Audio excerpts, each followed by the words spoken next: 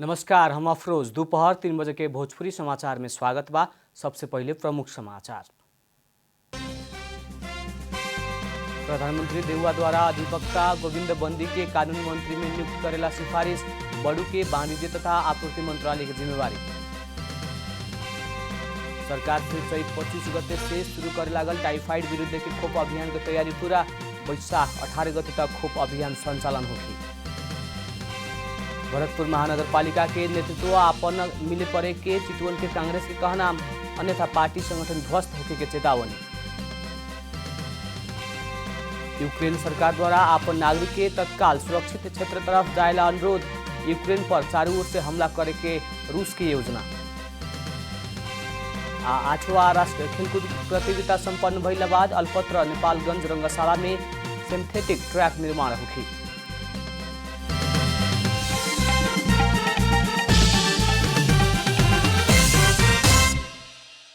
अब पूरा समाचार। प्रधानमंत्री शेरबहादुर देउवा अधिवक्ता गोविंद बंदी के कानून मंत्री में नियुक्त करेला सिफारिश कैले बानी। बंदी के कुछ देर में शपथ होके के राष्ट्रपति के स्वकीय सचिव भेषराज अधिकारी जानकारी देने।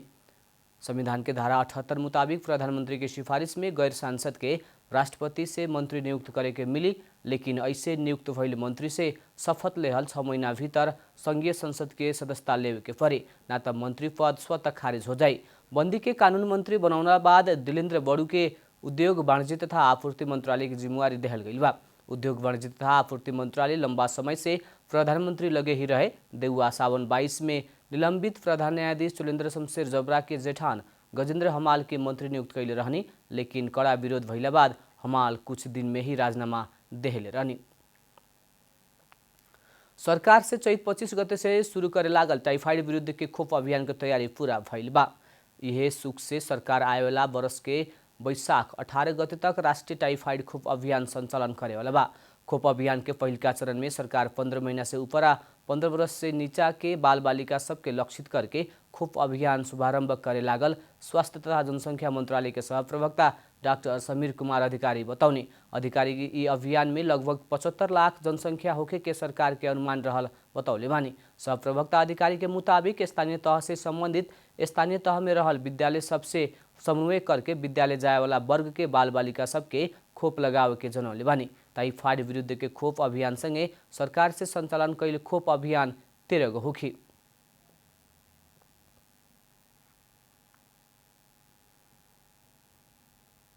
टाइफाइड विरुद्धको खोप अभियान सरकारले सुरु गरेको छ।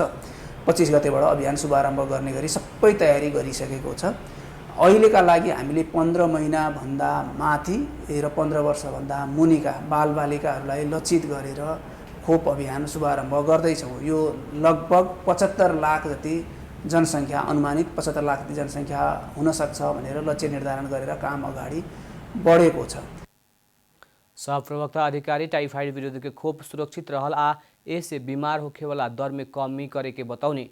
एकरा कारण नकारात्मक असर पड़े के संभावना भी कम रहल अधिकारी के कहना बा।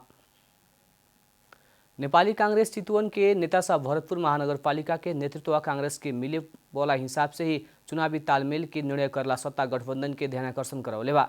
चितवन से प्रतिनिधित्व करे वाला केंद्रीय सदस्य टेक प्रसाद गुरुङ, दिनेश कोइराला, जिल्ला सभापति राजेश्वर खनाल, निवर्तमान सभापति जीत नारायण श्रेष्ठ, नेता जगन्नाथ पौडेल की टोली मेयर कांग्रेस से ना छोड़े के स्पष्ट कैले बा। कांग्रेस वरिष्ठ नेता रामचंद्र पौडेल से भेंट में चितवन के नेता साहब पहले माओवादी के मेयर देहला से ई बेर कांग्रेस के मिले पड़े के दावी कैनी। अगर कांग्रेस के ना मिली तो पार्टी संगठन ध्वस्त होके के उल्लू के चेतावनी बा। जवाब में कांग्रेस वरिष्ठ नेता समेत रहल गठबंधन संयोजक पौडेल मागबारे गठबंधन में छलफल होखे के बतौनी। चितवन कांग्रेस के सभापति राजेश्वर खनाल गठबंधन आ पार्टी के निर्णय स्वीकार कैला पर भी भरतपुर के मेयर छोड़े के अवस्था ना रहल बतौनी। भोजपुरी समाचार में अब छोट विश्राम।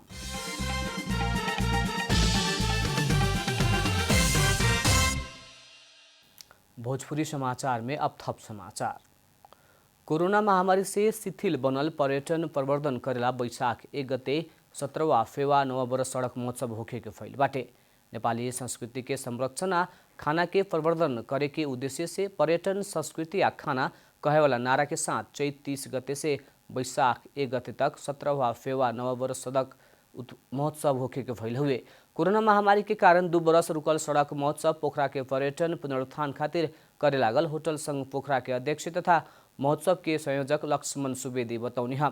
वहाँ के पिछला समय नेपाली नया वर्ष भी उत्साह के साथ मनावे के शुरू कैला से पोखरा सड़क महोत्सव में 1 लाख से ज्यादा आंतरिक पर्यटक आवे के अनुमान रहल बतौनी। संयोजक सुवेदी महोत्सव में 35 लाख खर्च होखे के बतौनी।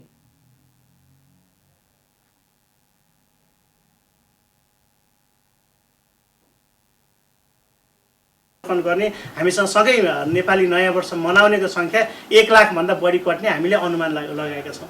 र आर्थिक कारोबारको कुरा गर्दा वास्तवमा हामीले यो व्यावसायिक होइन, हामी प्रवर्धनात्मक कार्यक्रम हो। संस्थाले घाटा हाम्रो अनुमानित 35 लाख रुपियाँ चाहिँ खर्च हुने र आम्दानी चाहिँ केही 30 लाख जति उठिसकेको र बाँकी 5 लाख रुपियाँ हामी घाटामा खाएर अथवा अन्य प्रायोजकहरू चाहिँ ले सहयोग गर्नुभयो भने प्रायोजक हामीसँग बेड क्षमता छ 40,000 छ र अहिलेको अवस्थामा हामीले चाहिँ करिब ठेक्न सक्ने अवस्थामा छौँ। र वैसे ही होटल संघ नेपाल में वरिष्ठ उपाध्यक्ष विनायक शाह कोरोना महामारी के कारण शिथिल बनल पर्यटन प्रवर्धन करेला सरकार बजेट मार्फत कुछ नीति ल्यावला पर भी कार्यान्वयन ना भइल बताउने। बजेटले अनाउन्स गरे हुन्छ, नेपाल सरकारले गरे बजेटका कुराहरू अब कमिटमेन्ट त्यो कुरा के पनि भएको छैन। मैले भने अब फेरि पनि भन्नुपर्छ, 10 दिने पर्यटन काजकै कुरा गरौँ, 1 महिनाको निःशुल्क भिसाकै कुरा गरौँ, के पनि भएको छैन। अब आर्थिक वर्ष सकिने लागिसकेको छ। यो अवस्था छ। सरकारले बोलिदिएको कुरा पुरा मात्रै गर्दै पनि हुने हो। अब सक्दिनँ भनिदिनु पनि पर्यो। बोल्ने चुप्लाएर बस्ने कुरा भइरहेछ। महोत्सव में विभिन्न प्रकार के खाना के परिकार, विभिन्न सांस्कृतिक झांकी प्रस्तुति, ख्याति प्राप्त कलाकार के प्रस्तुति या हास्य व्यंग समेत होगी। नेपाल बार एसोसिएशन के 26वां केंद्रीय कार्य समिति के निर्वाचन के मतगणना में बृहत लोकतांत्रिक प्रगतिशील समावेशी तथा पेशागत कानून व्यवसायी समूह तरफ के अध्यक्ष गोपाल कृष्ण घिमिरे की अग्रता कायम रहल बा। अभी तक 25 केंद्र के 3203 मत गणना कैला पर घिमिरे 1990 मत प्राप्त कैले बानी। वैसे ही प्रगतिशील तथा पेशागत कानून व्यवसायी समूह के अध्यक्ष विष्णुमणि अधिकारी 1004 मत प्राप्त कैले बानी। नेपाल बार एसोसिएशन 2078 के प्रमुख निर्वाचन अधिकृत वरिष्ठ अधिवक्ता उषा मल्ल पाठक के मुताबिक अभी तक 25 केंद्र के मतगणना पूरा भइल बा। 6 स्थान में गणना होत रहे त आज से थप 2 स्थान बढ़ा के 8 स्थान में मतगणना हो रहल बा। अभी तक गणना भइल मत में घिमिरे से नेतृत्व कैल समूह आगे रहल बा। अब आर्थिक समाचार। एशियाली विकास बैंक एडीबी चालू आर्थिक वर्ष 2078-79 में नेपाल के आर्थिक वृद्धि दर 3.9% में सीमित होके के प्रक्षेपण कैले बा। एडीबी द्वारा बीएफए के एशियन डेवलपमेंट आउटलुक 2022 सार्वजनिक करत ऐसन प्रक्षेपण कैल गई है। नेपाल सरकार द्वारा बजट में 7% के आर्थिक वृद्धि दर प्राप्त होके के अनुमान कैला पर भी पछिल्ला समय अर्थमंत्री जनार्दन शर्मा लक्ष्य प्राप्ति होके ना सके के अभिव्यक्ति देत आयल रहल बानी। एडीबी नेपाल के भुक्तानी संतुलन आ विदेशी मुद्रा संचित में थप दबाव पड़े के भी आउटलुक में उल्लेख कैल गई बा। नेपाल पिछला समय घटते जा रहल विदेशी मुद्रा संचित या बढ़ते जा रहल व्यापार घाटा के कारण आर्थिक संकट में फंसते गई कारण लक्षित आर्थिक वृद्धि दर हासिल करे में सकस होके के देखल गई बा। भोजपुरी समाचार में अब छोट विश्राम।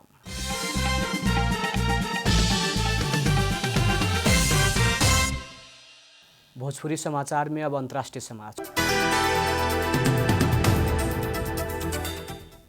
यूक्रेन के उप प्रधानमंत्री पूर्वी यूक्रेन खार्किव लुहान्स्का आ दोनेत्स्क के बासिंदा के तत्काल वो क्षेत्र खाली करेला अनुरोध कैले बानी। रूसी सेना द्वारा वो क्षेत्र में हमला तीव्र करे के त्रास के बीच उप प्रधानमंत्री इरिना भेरेशचुक ऐसा अनुरोध कैले बानी। सरकार के अनुरोध के बाद वो क्षेत्र से सर्वसाधारण नागरिक सुरक्षित क्षेत्र तरफ जाए लागल बाटे। रूस अपन आक्रमण के केंद्र बिंदु पूर्वी यूक्रेन के बनावे से पहले ही संकेत कैले रहे। रूसी सेना पूर्वी यूक्रेन के चारों ओर से हमला करे के योजना में रहल बतावल जा रहल बा। ये बीच अमेरिका रूसी राष्ट्रपति के दोनों वयस्क बेटी सब आ रूसी बैंक ऊपर प्रतिबंध लगौले बाटे। यूक्रेन में रूस युद्ध अपराध कैल आरोप लगावत अमेरिका पिछला कदम उठौले बाटे। वही लेखा बेलायती प्रधानमंत्री बोरिस जोन्सन बुच्चा शहर में रूसी सेना से सर्वसाधारण के नरसंहार कैल बतावले बानी। अब खेलकूद समाचार।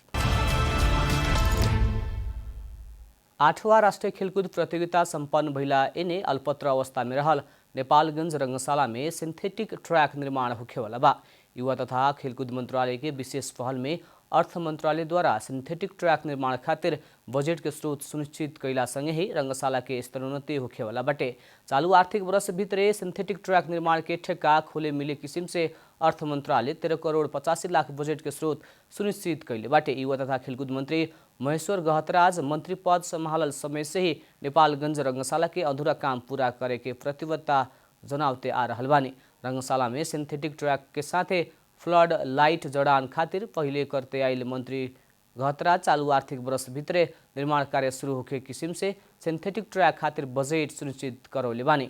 8वां राष्ट्रीय खेलकूद के क्रम में निर्माण शुरू कैल रंगशाला समय अभाव के कारण देखावत अधूरा छोड़ल गल रहे। अंत में प्रमुख समाचार फिर एक बेर। प्रधानमंत्री देउवा द्वारा अधिवक्ता गोविंद बंदी के कानून मंत्री में नियुक्त करला सिफारिश, बड़ू के वाणिज्य तथा आपूर्ति मंत्रालय की जिम्मेवारी। सरकार से चैत 25 गते से शुरू करे लागल टाइफाइड विरुद्ध के खोप अभियान की तैयारी पूरा, वैशाख 18 गते तक खोप अभियान संचालन होगी। भरतपुर महानगर पालिका के नेतृत्व अपना सबके मिले पड़े के चितवन के कांग्रेस के कहना, अन्यथा पार्टी संगठन ध्वस्त होने के चेतावनी। यूक्रेन सरकार द्वारा अपन नागरिक के तत्काल सुरक्षित क्षेत्र तरफ जाएला अनुरोध, यूक्रेन पर चारों ओर से हमला करे के रूस की योजना। 8वां राष्ट्रीय खेलकूद प्रतियोगिता संपन्न भइला एने अल्पत्र नेपालगंज रंगशाला में सिंथेटिक ट्रैक निर्माण होगी।